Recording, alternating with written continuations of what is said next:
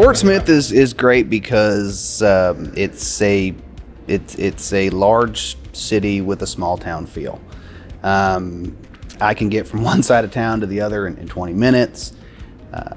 You go to the grocery store, you go get your hair cut, you go to the gym, you see somebody from church, you see somebody from work, you see somebody from another department. It's just, and everyone is really friendly. I've not met a non-friendly person there.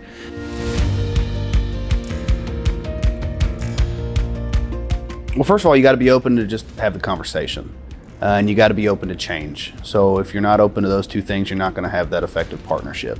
Both sides don't have to agree on everything, and I feel that sometimes we get bogged down and everybody's got to agree on everything. But also, I have found that what has helped me in some of the public-private stuff that I've been doing, maybe not even public-private, but public-public with other entities, is just being honest. You know, having an open, honest conversation with, man, yeah, that'd be a great idea. I didn't think about that, or no, that won't work for me because let's try this.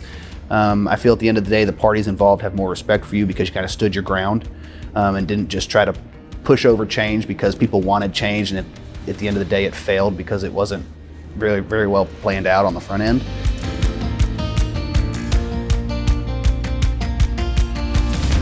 I told them that I wanted to do some sort of routing technology, and having experience with a routing technology in the past, I knew it wasn't cheap.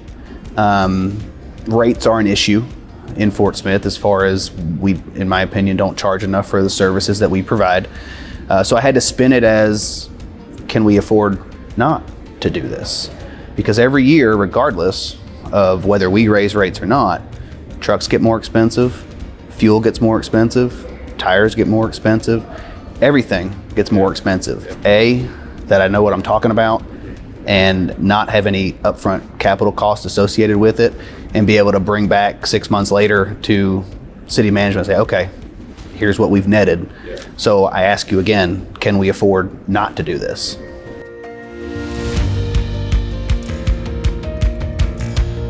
Kind of the hierarchy of my thinking is safety, and then customer service is a close second. And then I'm of the philosophy that if you're being safe and you're providing quality customer service, that you're being productive and efficient at the same time. Now, let's define customer service a little bit in the trash industry. You know, the old adage, the customer is always right, is not necessarily the case. You know, just because you called claiming that I missed your trash, well, no, I was there, but for whatever reason, I couldn't pick it up. So when I stepped back and I looked at what we needed and what we were currently doing, you know, without routing, I was able to kind of pluck some low-hanging fruit from the tree as far as why are we in the Thursday service zone when it's Monday? So you're able to kind of wrench it down that way, but even still, that doesn't, you know, pen and paper only get you so efficient.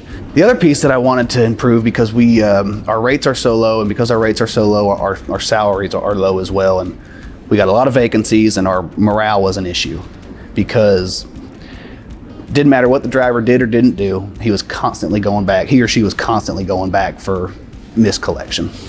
And being a driver in my past life, it's frustrating. You have a route for a reason, and you don't necessarily want to backtrack 20 minutes there, 20 minutes back, or whatever the case may be. So I wanted it, you know, twofold, obviously for the efficiency, and then along with the efficiency will come the money, the money savings. But really more importantly to me than that is the driver morale, because I've been there, done that, and I know how frustrating it can be to do this job.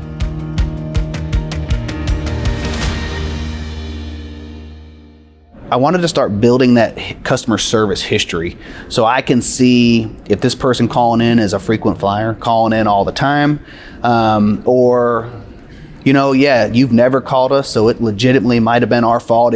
We'll take care of it. You know, I hate to put it that way, but you have to look at the history behind the resident, and that does affect the decision in the long run.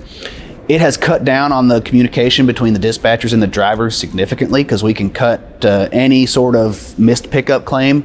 If we got proof that it wasn't, we cut it off at the pass, and if they get mad, they get an email saying, here it is. You have two options: wait till your next service day, or you will be charged whatever that amount is for an extra pickup.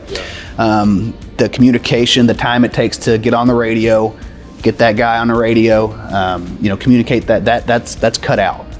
So that's more time that you're actively listening to maybe somebody who you have on the phone, and maybe you're trying to pull double duty and talk on the radio at the same time. It provides more quality time with the customers because just the communication, trying to feel that you need to answer the phone and the radio and that email at the same time. We've cut a lot of that out.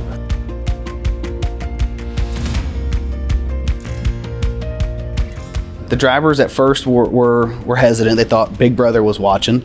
And once they found that was not the case, I've yet to discipline anybody based off of anything that Rubicon has spit out as data. So some of the older operators they had a hard time at first just because it was technology, but it's so user friendly. It log in, pick your name, truck number, your route number. I mean, it's all very basic input into the system, and then once you get to a point where you have an exception, it's very, oh yeah, missed pickup, got it.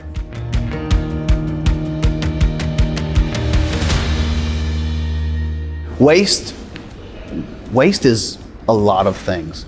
It's not just physical garbage, but waste can be wasting time, wasting effort, wasting money, and Rubicon handles all of that, because when you're being more efficient, you're saving time, you're saving money, you're saving effort. And not only the efficiencies leads to savings, but it leads to better data. Better data leads to you giving your council better information and being able to better provide needed services for your citizens based on real-time what's going on in the field data.